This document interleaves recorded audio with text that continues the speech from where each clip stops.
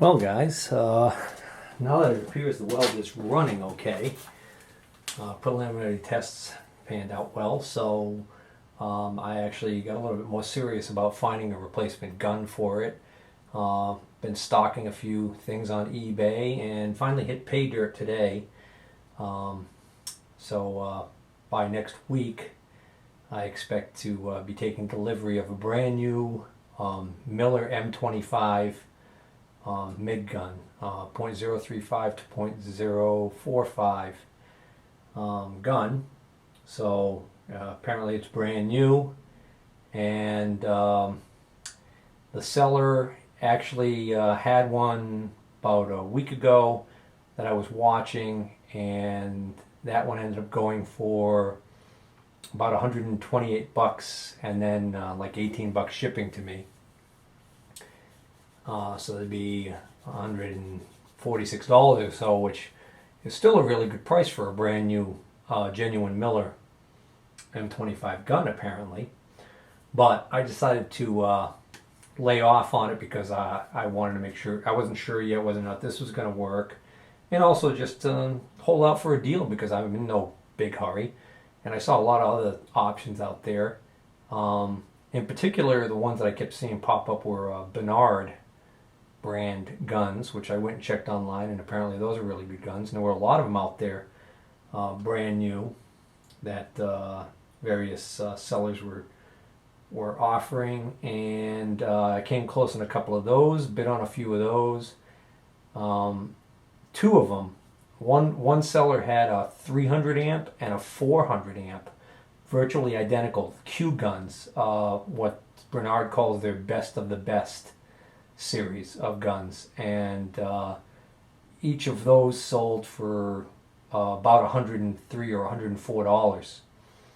But I decided to wait and see what would happen, and sure enough, that seller listed two more, same thing, and the seller on the Miller gun listed another one of the M25s. Well, funny thing is, on the Bernard Q guns, for some reason, this second time around, the prices shot up. The bidding got a little hot and heavy there for a while, and the one of the guns ended up going for, actually, I'm not sure what it closed at today. I stopped watching after it went north of like $125 plus shipping.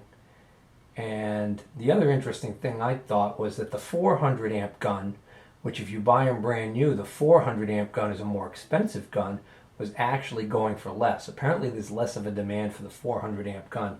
I even had a question of whether or not you could use the 400 amp gun on this welder, and apparently from what I read online, there's no reason why it wouldn't work, but it would be a heavier cable, I guess, and that might be a little more cumbersome, and that might be why some people wouldn't want it.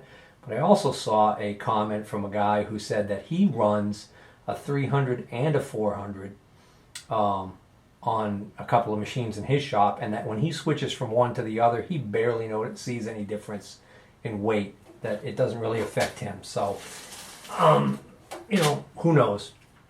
Long story short, though, those ended up going for even more money the second time around, which is kind of weird because you'd think that, well, who knows why. Who could figure the rhyme, no reason? Because, case in point, I ended up getting the M25 today for I want to say like 108 bucks and 18 bucks shipping or something like that. So actually, I don't remember. Maybe when I'm editing, I'll put it up on the screen if anybody's curious. And the thing, seller like that, for all I know, he's got 5 more coming behind it. Maybe he's going to list another one next week. I don't know. Or maybe this was the last one of what he had. Who knows? But one of the things I wanted to do today was I wanted to look at this assembly again and compare it to the parts list and see if I can't figure out exactly what's missing. One of my viewers was kind enough to respond and said that he thinks that all that's missing is a stout spring. And I do see a spring on the parts list here, but there's also all these washers. Excuse me. There's also all these washers listed here. So, looks like, well, we know this is present. This quick release ring. Looks like we get a nut. And then it looks like a small washer. And then looks like a large washer. Nope. I'm mistaken on that. There's 2 springs in this assembly, or supposed to be.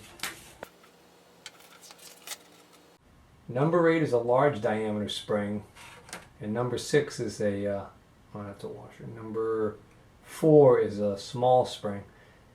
So it looks like it's a nut, washer, then the spring. Okay, so washer number 3 is 640 thousandths ID by 1 inch OD, 14 gauge thick. That must be this one. Yeah, it's 640. So then we're missing spring number 4, and then 5, 6, and 7, what are those? 5 is a flat steel washer that's keyed. That must be this one. 6 is, well, that's interesting. 6 also is a keyed washer. According to this, though, 6 is, it says 4.656 ID. And then the next washer is called washer brake STL.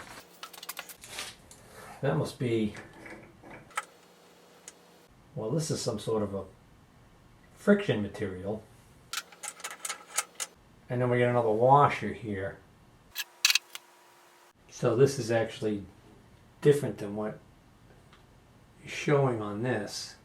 And then it looks like on the back of this there's supposed to be 2 washers. Oh, okay. There it is right there. So there's this disc here. Another one of these fiber discs, and then this washer here. Oh, okay. I think I'm figuring this out now. So we're missing 2 springs here. Okay, 6 and 7 is 2 each. 7 brake STL. I can tell by the picture that it's this one here. And 6 is the washer 4.656 ID. Blah, blah, blah, blah. So that's this fiber one. So it's the fiber one, then this, then this, then the big spring that's missing, then this, then the fiber one, and then 5 and 6. But 5 and 6 aren't showing. 5 and 6 are apparently identical according to this. No. So let's screw here. This is 7. This is 6. One of these is 5. According to this diagram, this shouldn't exist. According to this diagram, this keyed washer is a duplicate of this one that's already in there. So it looks like, if I follow the parts diagram, it looks like I've got 1 extra washer on here that's not supposed to be on here. Probably came off another machine when it was swapping parts back and forth. This one got lost in the shuffle. And I'm missing the 2 springs. Easy peasy Japanesey. Alright, I got the cover back on, but I do not like this duct tape.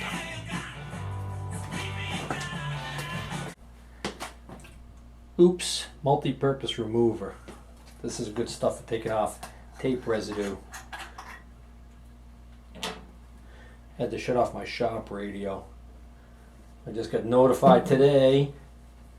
One of my older videos from a few months back on the Atlas lathe, I forgot which episode, has been flagged for copyright infringement. Apparently they use some kind of a computer or something that searches for this stuff. Of all things, I mean, I know it's always, every time it's happened to me, It's only happened a couple times, but every time it has happened, it's always been the same thing. It's been the shop radio playing in the background. As if like I'm using that as a soundtrack for my videos.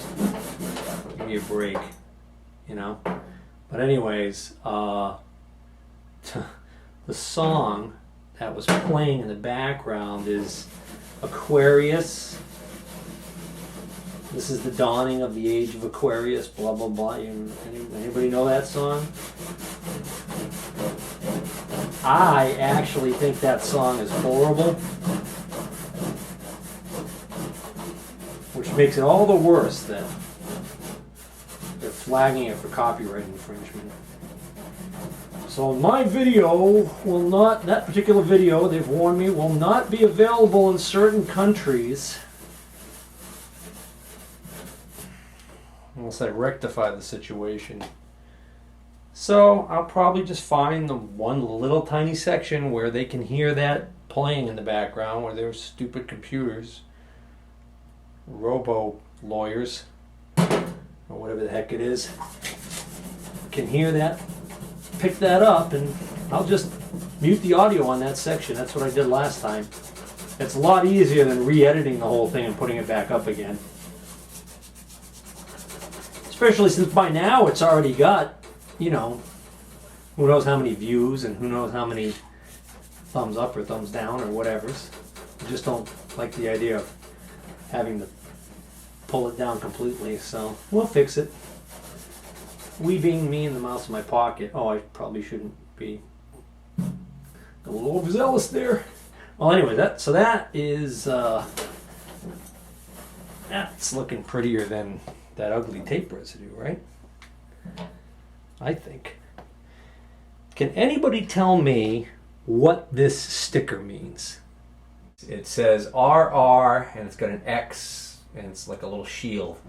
And to me, it almost looks like, I don't know why, but something's making me think that this might stand for like refurbished and repaired or something like that. I have no reason to believe that this is a Model 250X, so I'm not quite sure. So I was wondering if maybe somebody knows what this sticker indicates. This, belonged to a trade school, so I doubt they would buy a factory refurbished unit over a new one. But maybe at some point during its life, it had been sent back to Miller or an authorized Miller service center to be repaired and refurbished. I was also wondering whether or not this would indicate whether or not there was any upgrades or modifications done. So if anybody knows anything about that and want to share that information with me, I'd appreciate it.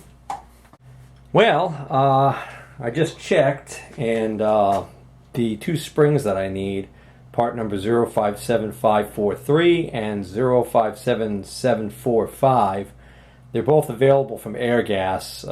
It's funny, the website says typically in stock, but they don't mean in stock at the store apparently, because neither one of the two Airgases that are kind of close to me, the two closest Airgases branches to me, do not stock that item, so I'm going to have to order it. I checked online, and it turns out that probably Airgas is going to be the best bet. Nothing on eBay for that spring. I did actually find, it's funny, there's a company that deals in a lot of surplus, and that part number, I guess, is almost like a national stocking number, because they actually have it on their site for 99 cents for one of those springs, which is a good deal for the spring, but then they want $10 to ship it, so it's a non-starter. It doesn't make sense for me to pay 11 bucks for one spring and then have to get the other one somewhere else because they only had the one. Those springs, one of them was like $3.09. It comes up on the website, but it also said to put in your zip code or something to see your price. So it's one of those deals where depending on where you live, apparently you're going to pay who knows what. But I should be able to walk into my Airgas branch and order those two springs and not be into it for much more than like 10 bucks. If they, if I'm willing to wait, they could probably just put it in with another order. So I guess I'll finish putting the other cover on and clean off any stickers or residue that's on that cover, which I don't think actually that cover looks bad at all. Oh yeah, we got the out of service. We got the out of service. Well, we don't need to have that on there anymore. But that somebody put on using painter's tape, which leaves practically no residue. All right, so I'll finish screwing this cover back on, and I'm gonna wait for my my new gun to come in and get those springs ordered, and then the only other thing I got to figure out is what I'm gonna do for wire. I'm not sure whether I'm gonna have to probably check and see, but I'm wondering whether or not I can put a smaller spool of wire on there, because the spool of wire that this thing can take is like a 33.5 pound spool of wire, and a spool of wire like that will last me a long time, hobby welder like myself. The bad news is that it costs quite a bit of money, and I've seen some deals on new old stock wire and stuff like that, but then I got to find out, well, I don't know whether or not, you know, if wire's been sitting around, if there's oxidation on the outside, does that cause a problem or stuff like that? I don't know. I got a lot to learn. Well, guys, I got a package in today. Looks like the post office showed their usual care and restraint in the handling of this box. I mean, look at that. That's like crushed in a full 2 inches over here.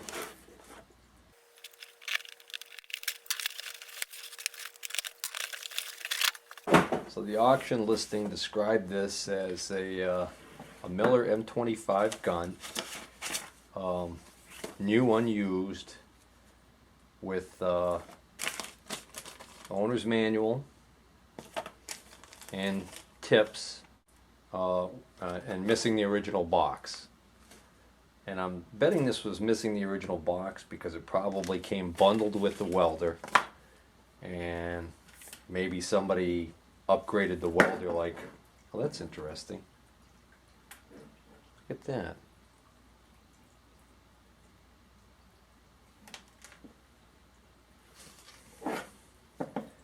The reason why I'm stopping all of a sudden is because I just realized that these two wire ties, plastic nylon ties, were probably on this, and they're both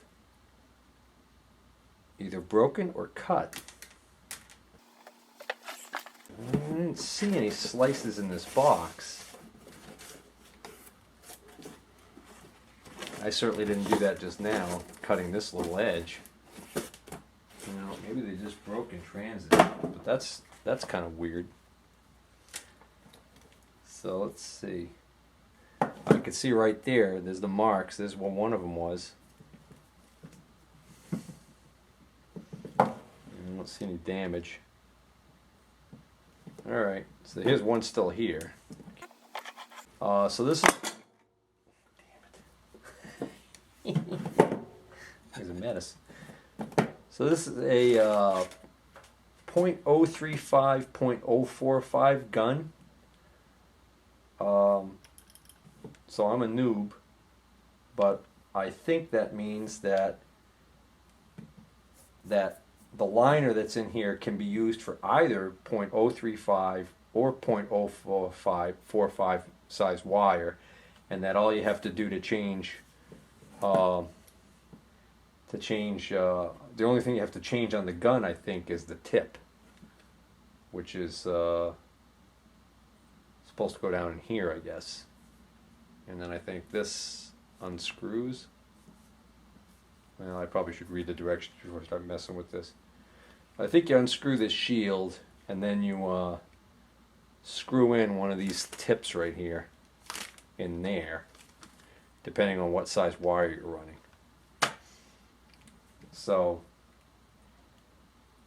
I guess the first question I have is whether or not, when you run, if you want to run a smaller wire than .035, do you have to use a completely different gun, or can you put a smaller liner in this same gun?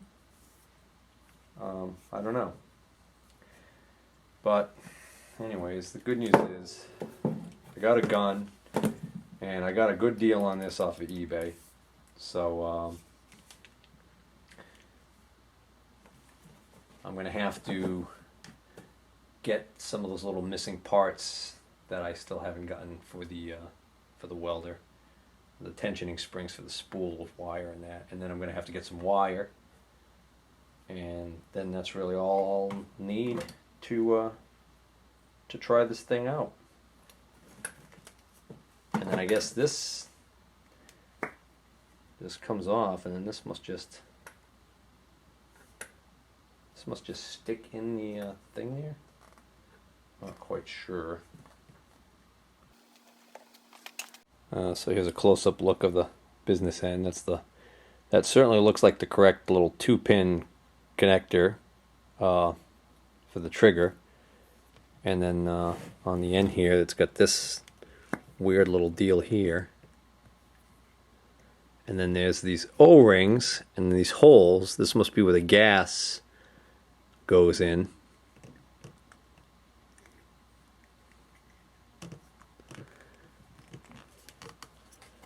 And then the gun itself.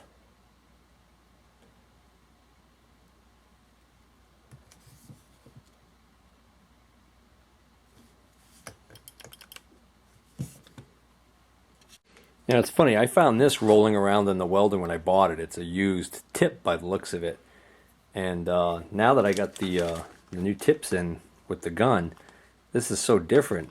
So I actually was wondering what the heck this was, and I just looked at it on the magnification, and it says EL161-35, and then it looks like it might say Tweco. So I think that whoever was using this welder at the school was using a Tweco gun, so this must be what the tip looks like for a Tweco. And the -35, I guess that would probably mean it's a .035. But boy, I can't get over how much bigger those tips are for the Tweco than this little thing here. I don't know if that's good or bad. I also want to comment that a couple of the other guns that I was chasing, the new old stock guns or whatever the deal was on them, that they were new and cheap, were these Bernard guns, and they were this BTB, what Bernard calls the best of the best series. And I missed a couple deals early on those guns. And then I kept watching them, but then it seemed like all of a sudden there was a feeding frenzy because the price started to balloon up on those. So I ended up pulling the trigger and buying this gun here, this genuine M25 Millermatic or Millermatic. I think I got this gun for around $103 or something like that, and then like another $20 to ship it. So I'm satisfied with that. But the Bernards, the best of the best series on the Bernards were kind of cool because they had a this whole part of the gun right here swivels, so you can swivel it to another position if you want, which I guess is handy for certain jobs. So this one might not be as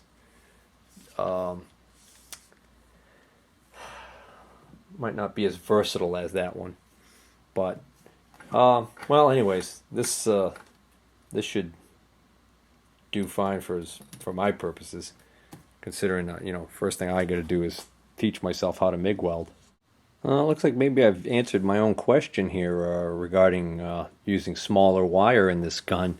The only things in the parts list that have different sizes are the nozzle, but that doesn't appear to be sized by the size of the wire. That's just got different, I'm not even sure what this means.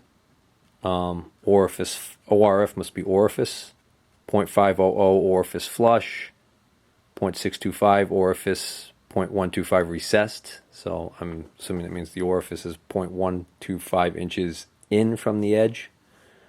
But then over here, tip contact.